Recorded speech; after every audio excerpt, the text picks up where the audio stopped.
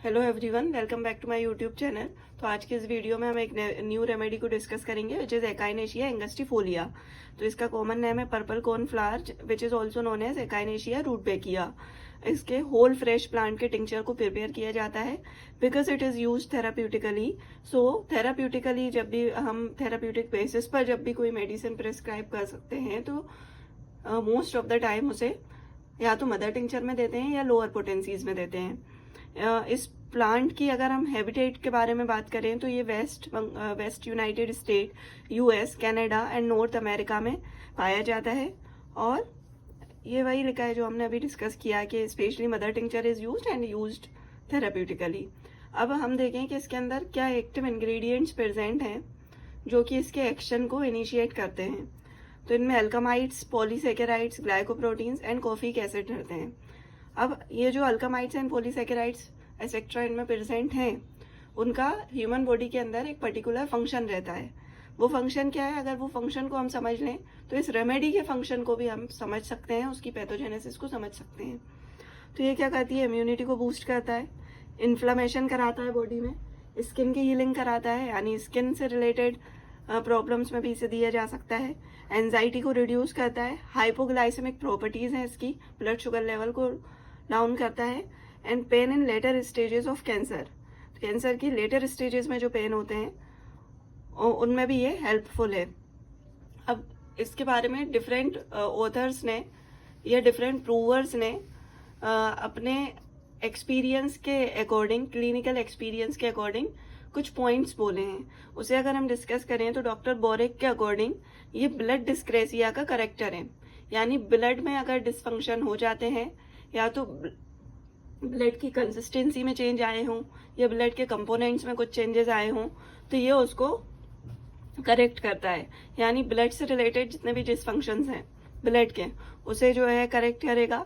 Symptoms of blood poisoning, septic condition, septicaemia हो गया है तो उसे करेक्ट करता है। टाइफॉइड की स्टेज में किसी को डायरिया हुआ है वो इस रेमेडी में हमें देखने को मिलता है। Carbuncles and boils, as we have already discuss that ये हीलिंग ऑफ स्किन कराता है, तो कार्बंकल्स एंड बॉयल्स देखने को मिलेंगे हमें इन पेशेंट्स में, तो वो भी ये क्योर करेगा। डॉक्टर बोरेक के क्लिनिकल एक्सपीरियंस हैं ये, जिसके लिए उन्होंने ये रेमेडी को यूज़ किया और उन्हें रिजल्ट्स देखने को मिले। वर्टाइगो एंड वीकनेस रहेगी, फ्लैशेस ऑफ फेस रहेंगे, माउथ जो है उन पेशेंट्स का करेक्ट मिलेगा, माउथ अल्सर्स देखने को मिल सकते हैं, थ्रोबिंग सेंसेशन होगी टेम्पल एंड फोरहेड में, एंड बॉयल्स आएंगे वन आफ्टर अनदर। अब डॉक्टर पाठक ने इसके कुछ की नोट्स दिए हैं, वो क्या है? This remedy corrects blood dyscrasias, blood के डिस्फंक्शंस को, ब्लड के इन्फेक्शन को, सेप्टिक कंडीशंस को ये क्योर करता है। उसको ब्लड की जो एक्चुअल कॉन्स्टिट्यूशन रहता है उसको रिस्टोर करने में हेल्प करता है। And it in all types of blood poisoning को क्योर करने में ये हेल्प करता है। Auto infection, septic conditions, bite of poisonous animals, lymphangitis, gangrene, wax, मतलब हम कह सकते हैं कि जितनी भी इन्फेक्शन जैसी चीज़ें होती हैं बॉडी में, ये उन इन्फेक्शियस डिजीजेस से बॉडी की नॉर्मल हेल्थ को रिस्टोर करने में हेल्प करता है।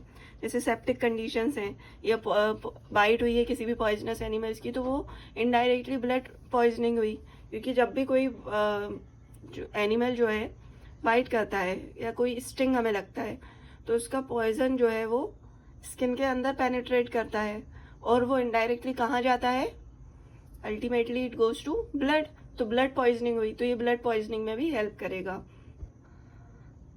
One more symptom which we found in it that symptoms tends towards malignancy in acute and sub acute disorders. जैसा हमें स्किन के सिम्टम्स में देखने को मिल रहा है, ब्लड में देखने को मिल रहा है, डिस्क्रेसिया है, और स्किन के फंक्शंस में भी कार्बंकल्स एंड बॉयल्स जो है वो गैंग्रीन की तरफ चले जाते हैं, गैंग्रीन हो जाता है, तो मैलिग्नेंसी इंक्रीज हो रही है। और जितनी मैलिग्नेंसी इंक्रीज हो जाती है पेशेंट के अंदर, उस पेशेंट को क्योर करना उतना डिफिकल्ट हो जाता है एक फिजिशियन के लिए। तो इस रेमेडी में हमें मैलिग्नेंसी भी देखने को मिलेगी। Patients feel weak and tired and aching in muscles. इन पेशेंट्स में क्या होता है? वीकनेस देखने को मिलती है, टायर्डनेस देखने को मिलती है, मसल्स जो है उनमें एकिंग होती है, स्लोनेस इन एवरी एक्शन। और ये स्लोनेस इन एवरी एक्शन कहाँ से आता है? कि पेशेंट जो है वो बहुत ज़्यादा वीक है, वो अपनी बीमारी से बहुत ज़्यादा परेशान हो चुका है, उसके अंदर इतनी वीकनेस आ गई है कि अब वो कोई भी काम जो है एनर्जेटिकली नहीं कर पा रहा है। Speak slowly, reply slowly, walk slowly, तो कि उसके जितने भी एक्शंस थे वो स्लो डाउन हो गए हैं ना.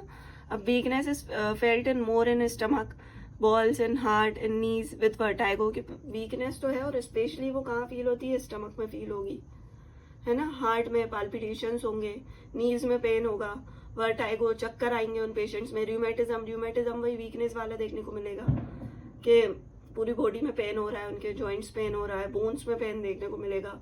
इनके डिस्चार्जेस जो है वो फॉल स्मेलिंग रहेंगे. और it is valuable as local cleansing and antiseptic wash. Antiseptic wash and local cleansing के लिए भी इसे यूज किया जाता है. अब इनकी मोडालिटीज देखें कि इन पेशेंट्स में क्या होता है. सारी कंप्लेंट्स ईटिंग से या इंजरी से या आफ्टर ऑपरेशन या after exposure to cold air, इनकी कंप्लेंट्स जो है वो एग्रावेट हो जाती है. वहीं लाइंग डाउन से एंड रेस्ट से इनमें एम्लियोरेशन देखने को मिलता है. इसके माइंड को अगर हम थोड़ा सा डिस्कस करें तो ये पेशेंट्स जो रहते हैं डिप्रेस्ड रहते हैं बहुत ज्यादा. और when becomes angry when corrected. ये कोई चीज अगर ये गलत कर रहे हैं और हमने इन्हें टोक दिया, इन्हें करेक्ट कर दिया, तो ये उस चीज पर भड़क जाएंगे, बहुत एंग्री हो जाएंगे. Because these patients don't like to be contraindicated. तो कॉन्ट्राडिक्शंस इन्हें पसंद नहीं है. कैन नॉट एक्सर्ट माइंड से एक्टिविटीज नहीं कर सकते हैं कोई, क्योंकि वीकनेस बहुत ज्यादा है, out of sorts, and does not wish to think और स्टडी. उनका